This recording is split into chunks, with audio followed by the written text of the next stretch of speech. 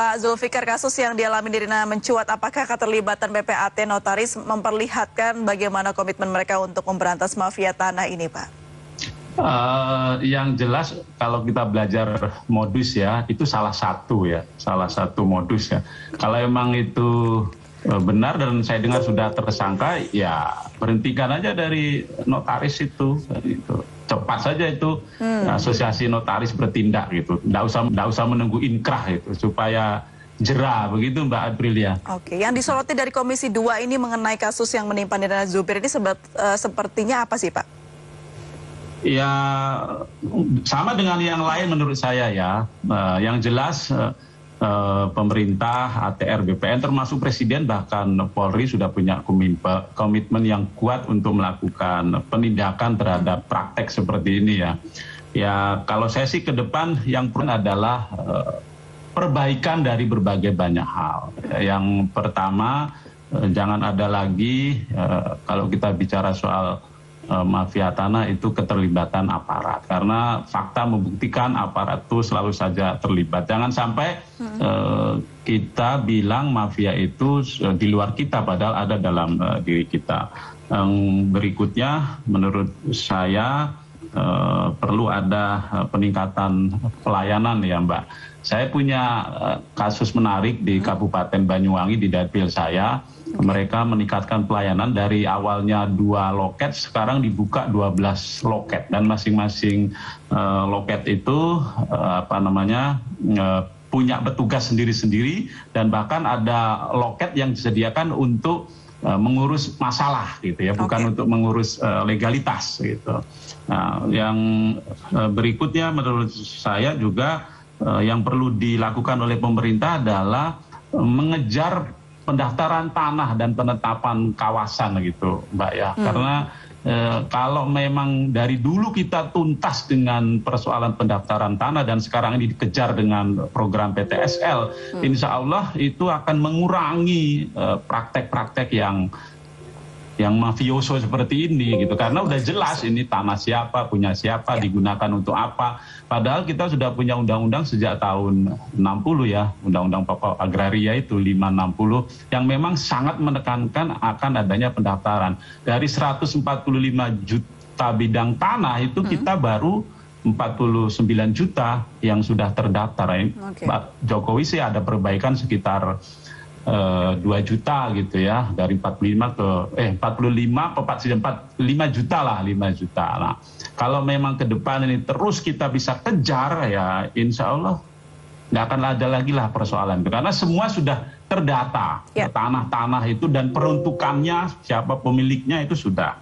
Yang berikutnya itu harus juga dibarengi dengan kita harus menyiapkan kalau dari sisi kawasan itu ya, RT RW-nya, RDTR-nya, karena banyak kabupaten kota yang belum punya soal rencana detail tata ruang yang memastikan peruntukan tanah itu nanti ke depannya per kawasan untuk siapa saja, untuk apa saja kan gitu.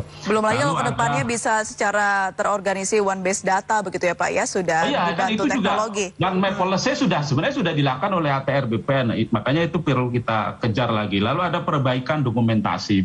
Salah satu modus praktek mafioso tanah ini kan hilangnya warkah. Nah, kok bisa warkah itu hilang? Menurut saya ini perlu diperbaiki. Perlu ada kerjasama antara desa sama ATR BPN begitu ya, untuk memperbaiki dokumentasi soal tanah ini. Ya, jangan lagi mengandalkan yang dulu-dulu. Nah, mungkin digitalisasi yang ditawarkan oleh ATR BPN dalam sertifikasi dan dalam dokumentasi itu bisa terus kita dorong gitu.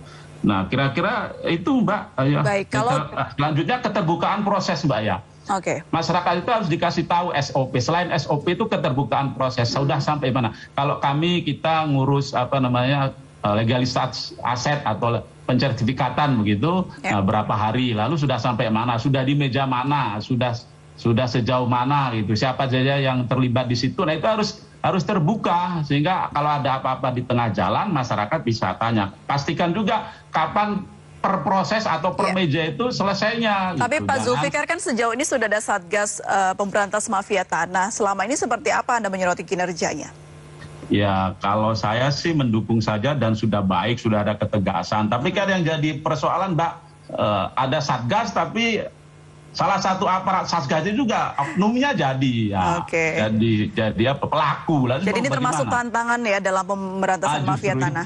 Maka itu benar tadi yang disampaikan oleh Bang Taufikul Hadi, salah satu staf khusus ATR BPN, Menteri ATR BPN, itu jangan ada lagi lah keterlibatan aparat itu dalam persoalan ini. Biarkanlah itu, kalau kita bicara soal mafia itu ya di luar kita. Nah, ini yang menjadi persoalan ada di dalam kita gitu.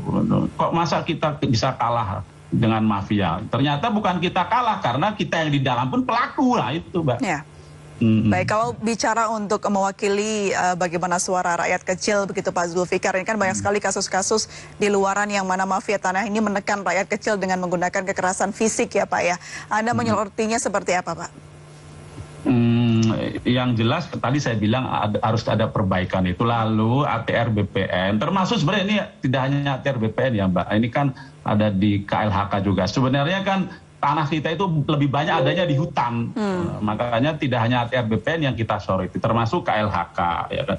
Terutama kepada ATR BPN ya harus sering turun ke bawah lah, ajak masyarakat, ajak desa, sosialisasilah kepada masyarakat, kepada desa itu bagaimana cara mengurus sertifikat atau legalisasi aset yang mereka miliki dengan baik dan benar. Program PTXL menurut saya yang sudah dilakukan itu perlu digenjot gitu, dari sisi anggaran, dari sisi teknologi, dari sisi peralatan, dari sisi sumber daya manusia, sehingga benar-benar seluruh bidang tanah di kita yang menurut ATR BPN itu 140 juta bidang dari itu terdaftar milik siapa, digunakan untuk apa. Kalau sudah seperti itu Mbak, terdokumentasikan dengan baik, insya Allah persoalan mafioso ini hilang dengan sendirinya gitu. Oke, baik, komitmen seperti apa Pak dari pemerintah bersama DPR untuk memberantas mafia tanah selama ini? Ya, komitmen dari pemerintah seperti yang dilakukan oleh Pak Menteri itu, kalau memang ada aparatur yang terlibat berhentikan, pecat begitu, biar kapok encit kalau orang Jawa bilang Mbak Aprilia itu. Dan itu saya setuju gitu, nggak perlu main-main lagi. Jangan sampai ke depan itu zaman sudah seperti ini, kita menjabat justru kita pakai jabatan itu abuse untuk moral hazard. Nah, kalau memang ditemukan seperti yang tadi dibilang oleh Bang Taufikul Hadi dan itu terus dilakukan, ya terus saja dilakukan gitu. Dan ke depan juga rekrutmen jadi pegawai ATR BPN, seleksi untuk menjadi pejabat itu makin diperketat. Jangan lagi melibatkan uang, kuasa gitu, kolusi gitu, kedekatan dan seterusnya Mbak. Gitu. Oke.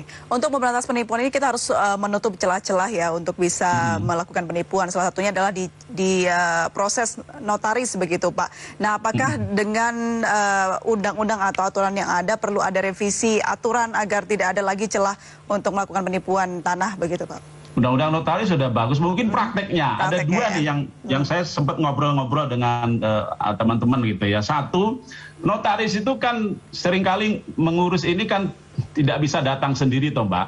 Ya, mereka kan punya pegawai itu. Nah, kalau perlu seluruh pegawai notaris itu ditatatkan juga ke ATR BPN, diberitahukan ini loh pegawai kami ini. Lalu yang berikutnya, kalau mereka ngurus ke ATR BPN itu harus ada surat tugas gitu. Selama ini kita lihat sih nggak ada itu, ya, atas nama saja bilang saya pegawai notaris ini, saya pegawai notaris ini, padahal kita nggak bisa ngecek ya kan. Kira-kira itulah menurut saya yang dua dari sisi notaris ya, selain memang di dalam sendiri harus ada pembinaan dan pengawasan, karena kan mereka profesi sudah punya organisasi. Tadi Pak Sekum juga Pak Tri Firdaus sudah menyatakan akan tegas gitu kalau memang mereka bermasalah, mereka abuse, mereka moral hazard, dan mereka akan dikenai sanksi. Dan sebenarnya yang terlibat, yang tersangka di kasusnya Nirina Jubiri juga sudah pernah diberi sanksi. Nah, kalau perlu juga ATR BPN itu umumkanlah notaris-notaris yang bertugas ya, mereka jadi, lulus supaya masyarakat tahu ya Pak ya, supaya masyarakat juga tahu ini ada notaris baru. Kalau perlu asosiasi juga mengumumkan gitu kan, mereka punya kode etik ya, diumumkan inilah notaris-notaris dengan kriteria sangat baik gitu atau Baik. buruk. Gitu. Pak Zulfikar, kalau kita berkaca dengan kasus Nirina Zubir dan Pak Dino Patijalal begitu, ini kan yang akhirnya berkecamuk adalah pemalsuan surat tanah oleh orang-orang di sekelilingnya begitu. Ada himbauan Pak dari Anda untuk masyarakat bagaimana bisa mengamankan sertifikasi tanah agar mereka tidak tertipu oleh orang-orang terdekat? Ya memang kita ini sibuk iya, tapi usahakan ngurus apa-apa itu ya sendirilah. Siapapun kita lah itu ya. Untuk memastikan bahwa memang kita tahu persis apa yang kita urus dan kita tahu persis harus kepada siapa kita mengurus itu. Yang berikutnya ya memang harus hati-hati, kita jangan mudah percaya gitu ya. Ya supaya kita terhindar dari yang demikian itu. Tapi menurut saya ngurus sesuatu itu diurus sendirilah itu. Lebih cepat ya Pak ya segala sesuatunya sekarang. Iya, karena memang pelayanan juga makin meningkat, walaupun perlu terus kita tingkatkan gitu. Perlu waktu memang, tapi kalau diurus sendiri lebih aman. Ya itu Mbak. Baik. Kita sibuk, tapi menurut saya itu tadi ya, diurus sendiri itu lebih mengenakan. Kita juga tahu prosesnya seperti apa. Nanti kalau ada apa-apa kita juga bisa komplain langsung ke petugas. Dan pelayanan juga semakin baik, itu Mbak Aprilia. Jadi dipenuhi atau diperbaiki segala aspeknya, baik dari itu mafia tanahnya dan juga notaris, serta bagaimana masyarakat sendiri untuk merubah kebiasaan begitu ya Pak Zulfikar. Iya, Mbak. Terima kasih banyak. Oke, kita lebih berpikir solusinya seperti apa. Luar biasa sekali. Dikawal terus Pak anggota DPR untuk bisa memberantas didukung mafia tanah terus sama media ya kan. Terima kasih Pak. Terima kasih banyak sudah bergabung dan berbincang Pak Zulfikar Arsosadikin, anggota Komisi 2 DPR RI. Selamat sore Bapak. Selamat sore.